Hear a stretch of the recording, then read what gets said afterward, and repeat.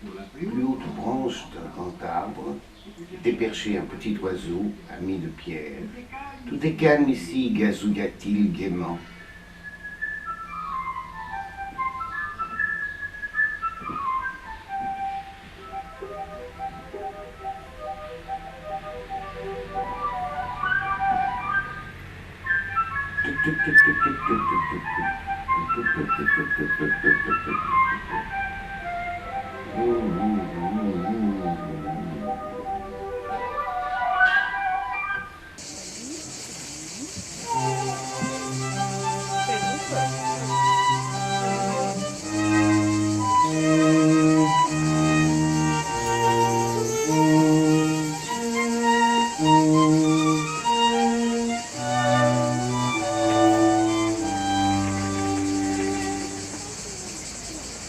Et sur la plus haute branche d'un grand arbre était perché un petit oiseau, l'ami de Pierre.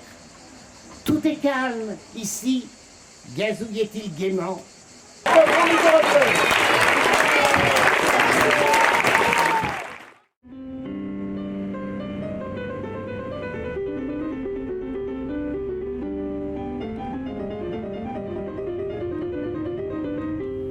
Serge Paute est né le 30 janvier 1939 à Paris, à la maternité Beaudeloc dans le 14e arrondissement.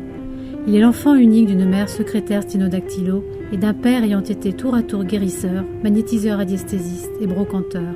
Des gens simples, qu'un même destin d'enfants abandonnés a rapprochés et qui donneront à leur fils tout l'amour qu'eux-mêmes n'ont pas reçu, mais qui surtout, très tôt, lui feront rencontrer le théâtre.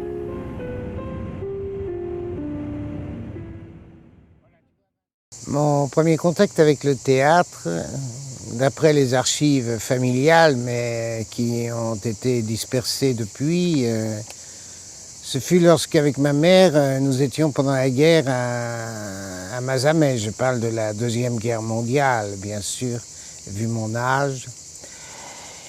Et mon père étant prisonnier, il y avait des galas faits, organisés pour les prisonniers, des collectes. Et avec ma mère, donc, elle m'a emmené. Je marchais à peine, j'avais 2 ans, et dès que le rideau s'est ouvert, paraît-il, vous savez, à cet âge, bon, eh bien, paraît-il, on me cherchait partout, et j'étais parti à 4 pattes. J'avais monté les marches et je m'étais mêlé aux acteurs à ce moment-là. Et enfin, d'abord ma mère a été effrayée, bien sûr, parce que bon, à l'époque tout était effrayant. Mais enfin, on m'a retrouvé et on a dit quand même ce gamin. Alors, est-ce que c'est ça la vocation théâtrale? Je crois pas tout à fait, hein, quand même. Bon, après, bien entendu, il y a d'abord à l'école, pas très brillant sur certaines matières, mais sur les matières rédactionnelles ou même de poésie, voilà, j'osais affronter le rire des petits cancres du fond de la classe. Enfin, moi, j'en étais pas loin, mais enfin, j'étais quand même pas au fond de la classe. Lorsque je disais une fable de La Fontaine ou un poème de Victor Hugo, bien entendu, il fallait que le maître ou la maîtresse les fasse taire. Mais enfin, voilà, j'étais déjà, j'aimais dire, quoi.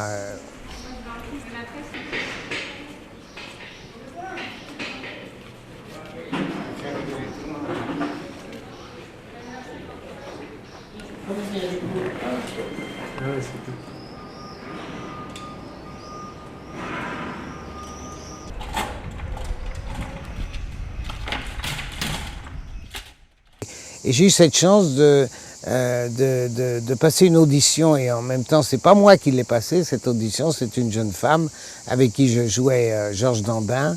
Elle faisait Claudine, je faisais Lubin, et malheureusement, c'est ça aussi qui est cruel, c'est que Rouleau a été, je pense, séduit par mon interprétation de Georges Dandin, de Lubin, et il m'a choisi. Et là, j'ai eu cette première expérience théâtrale où Rouleau étant un metteur en scène très reconnu, mais en même temps nous a mis en scène un groupe pour jouer au théâtre Montparnasse. Voilà. Et c'était donc 63, en septembre, octobre 63. Premier contrat.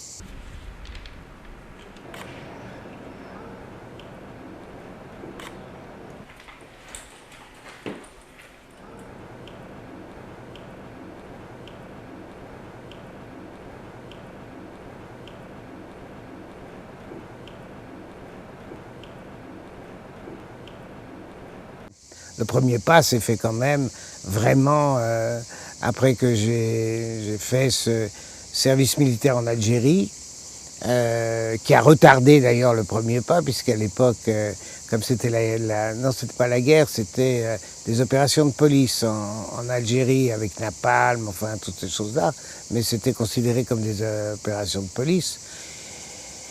Et donc j'ai fait 27 mois au lieu des 18 mois et donc tout de suite rentré d'Algérie, comme je l'ai dit d'ailleurs dans Chers parents, j'ai tout envoyé dans les airs, j'ai complètement voulu oublier cette période un peu néfaste et je me suis livré corps et âme au théâtre par la filière des cours. De ce jour, il ne quitte plus la scène, faisant du théâtre le théâtre de sa vie, et de sa vie des coulisses essentielles où amis, amour et militantisme tissent un courant d'inspiration. Il quitte Paris au début des années 60 pour faire un théâtre populaire et engagé en province. Démarrent alors des années enchanteresses, à tout jouer et à tout apprendre dans le sillage de mentors comme Patrice Chéreau, Marcel Maréchal ou Alain Ray. Durant 30 ans, il enchaîne sur les plus belles scènes de France, pas moins de 90 rôles. Il en ressort grandi, réconcilié, consolé de lui-même et des autres, au point de vouloir à son tour transmettre. En 1993, il fonde sa compagnie, le théâtre Midi Juste, à Valréas, dans le Vaucluse. Puis il s'installe en 1998 à Buis-les-Baronnies, où il crée le théâtre-école de la Lance et des Baronnies. Dans cette lumière du Midi qu'il ne veut plus quitter, il initie plus d'une centaine d'amateurs aux œuvres des plus grands. Surtout, il prend la plume pour écrire ses propres pièces, des textes profonds et incisifs, faits pour éclairer les consciences. L'acteur, ça vient du gras. Du gras, c'est immonde, il voyait le repas de famille. L'acteur, il est famille. Il est dans la famille.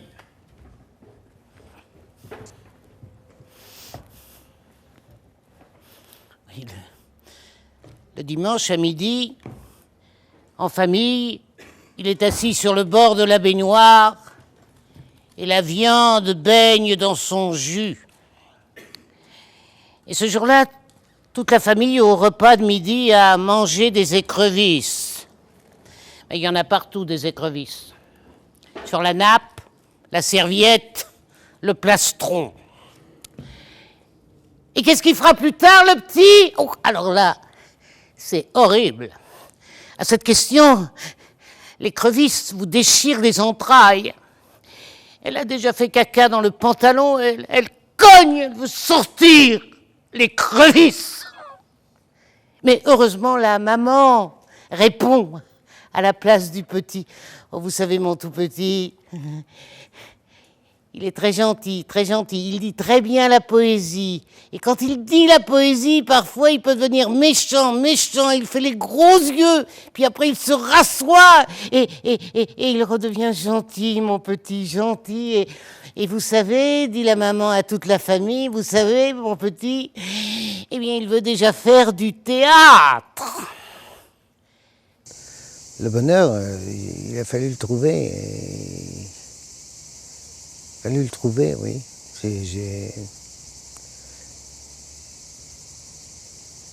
Heureux, je sais pas, c'est en soi, je pense que quelque chose qui me caractérise, c'est que j'ai, je sais pas d'où elle me vient d'ailleurs, c'est comme une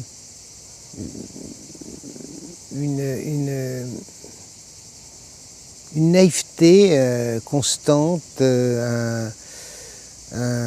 voilà, peut-être une âme d'enfant, comme dit c'est dans Rester enfant, c'était une des vives impulsions que se donnait Villard. Il l'avait tiré d'ailleurs de la pièce de Clax, Le Prince de Hambourg, cette réplique, rester enfant. Et je crois que, moi je vois, enfin, dans le cours de ma vie, quoi, c'est vrai que beaucoup d'amis, d'autrefois, n'ont pas laissé tomber, mais bon, il y a de quoi, de toute façon, c'est un monde terrible, le monde du théâtre aussi. On ne se fait pas de cadeaux, il n'y a qu'à voir aujourd'hui. Mais bon, voilà, les échecs, si j'ose dire, ne m'ont pas atteint, quoi. Nous ne savons pas ce que sera le théâtre de demain. Nous n'avançons rien. Nous faisons simplement un pas en avant. Mais nous ouvrons des pistes à ceux qui viendront après nous et qui iront plus loin que nous. Nous vivons ici dans un lieu, mais comme en France, quoi, je veux dire, dans beaucoup de lieux en France, un peu détaché de l'art théâtral, si j'ose dire, quoi. Parce que c'est un art, quoi. Et que parfois, je trouve qu'il y a il y a du superfétatoire, quoi. Il y a des personnes, enfin, qui se prennent vraiment pour les meilleurs acteurs ou les meilleures actrices ou pour meilleurs metteurs en scène, enfin, et qui vivent dans cet enclos avec au milieu de spectateurs, bon, qu'il faut bien le dire, ont quand même une connaissance artistique, mais voilà, applaudissent parfois un peu trop rapidement à des choses qui n'en valent pas la peine, quoi. Mettre un terme à la décadence du théâtre. Pas de milieu, pas d'entre-deux, mais Copeau, le vieux Colombier, mais c'est l'extase. C'est le moment privilégié. C'est aller d'un seul coup dans la lumière, s'installer pour l'éternité. Les joies, parlons des joies, les joies sont éphémères, les joies sont immédiates. Les joies, c'est de jouer, les joies, et le plus souvent possible, bon, pas n'importe quoi bien sûr, mais d'en avoir aussi soi-même eu le désir de jouer cela, mais c'est pas un bateau qui chavire du tout lorsque l'on sort de la représentation. Parfois si, mais quand même on se garde bien de se souvenir de ces instants. Il y en a eu peu. Bon, mais je veux dire, on est sur une vague et puis on est à nouveau sur la mer, plate, heureusement, on flotte. Et puis on sait que d'autres choses vont arriver. Voilà. Ah, Philippe, Oui. il s'agit de se taire à présent et de travailler. Bien sûr, monsieur Pout.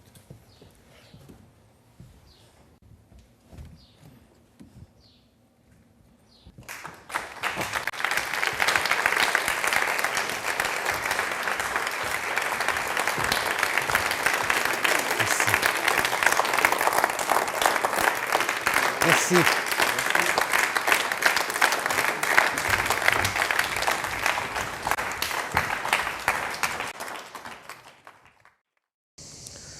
Le théâtre est toujours vivant et le sera toujours. Parce qu'il est le moyen le plus simple d'expliquer l'homme et de le divertir. Oui, tant que l'homme pourra éprouver, fût-ce une seconde dans sa vie, ce que Juliette éprouve pour Roméo, Portia pour Brutus, Marguerite pour Faust, Phèdre pour Hippolyte, le roi Lear pour ses filles, oui, tant que l'homme sera capable de questionner et de contrôler la nature par les sciences mécaniques sans devenir pour autant mécanique, le théâtre, oui, le théâtre restera vivant. Jean Vilar.